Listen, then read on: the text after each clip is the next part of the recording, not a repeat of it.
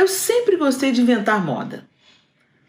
Trabalhos manuais sempre me atraíram, então eu sempre gostei de redecorar, de mudar um quadro, de construir alguma coisa com as minhas mãos, capas de almofada.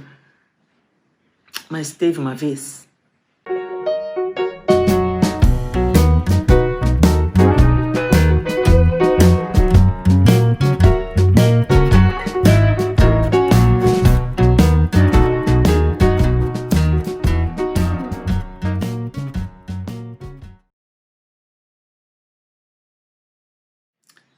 Teve uma vez que eu fiz um serviço lastimável. Eu estava no 2º ano do magistério, aprendendo ali a lidar com crianças, e a minha professora de música e artes, a minha querida Graça, nos desafiou a fazer uma pasta, a decorar, fazer a capa de uma pasta. A intenção dela é que a gente levasse essa pasta para o início da nossa carreira como professoras de educação infantil. Era o objetivo da maioria da turma. Nós estávamos fazendo o curso que se chamava Magistério. E aí, era uma pasta exatamente como essa, só que ela era preta. O desafio era nós fazermos uma pasta de acordo com a nossa criatividade, com aquilo que a gente quisesse, escolhendo o material para a capa, só que todas as pastas tinham um ponto em comum, que era bordar a borda, né? Fazer uma borda nessa pasta aqui, em toda a capa, da frente e de trás, com um fio de nylon que era usado para fazer varaus. Sabe os varaus que as nossas mães e avós usavam no quintal, né? Aquela corda de nylon um pouquinho mais grossa e que tinha de várias cores? Pois é, a professora queria que nós bordássemos ao redor da pasta com ponto palito com aquele material. Era um material desafiador, porque ele não era tão maleável como a linha de crochê, por exemplo, ou tricô. Ele era um material mais resistente e era proposital para que a pasta durasse muito tempo.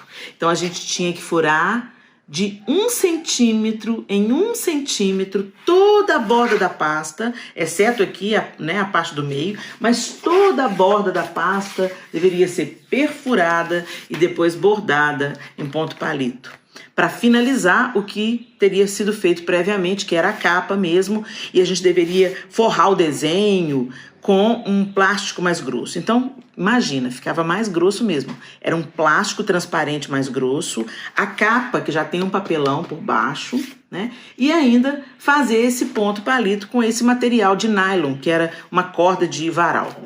Eu comecei a fazer e logo desanimei. Fiquei cansada, sabe?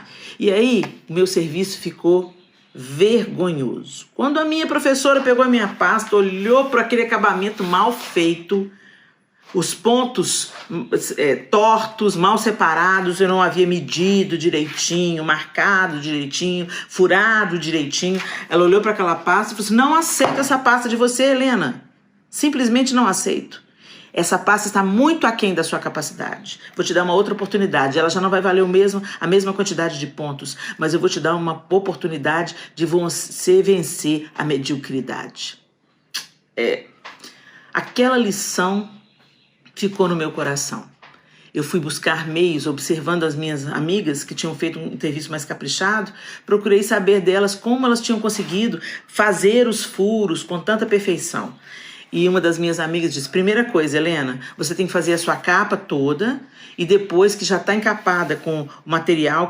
Então, o que eu fiz? Eu encapei com papel camurça, depois eu pus o desenho na capa que eu escolhi, depois eu encapei com o plástico mais grosso, transparente, e a última etapa do trabalho era marcar, perfurar e bordar.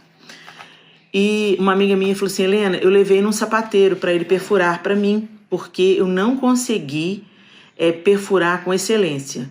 Então, o que eu fiz? Eu marquei centímetro a centímetro, ele perfurou e eu pude fazer o bordado. Ela me deu a dica. E o que eu aprendi com isso tudo? Primeiro, que sempre é possível a gente fazer melhor quando nós não temos preguiça.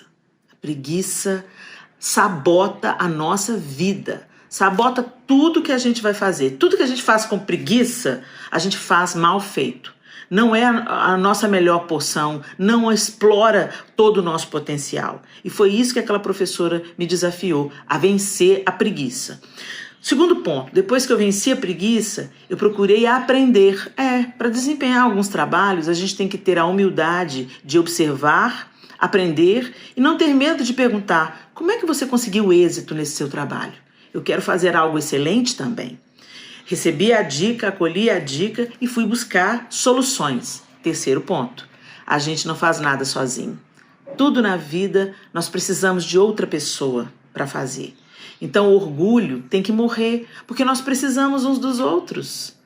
E se a gente não descobre isso de uma maneira tranquila, segura, suave, nós às vezes vamos ter que descobrir isso da pior maneira.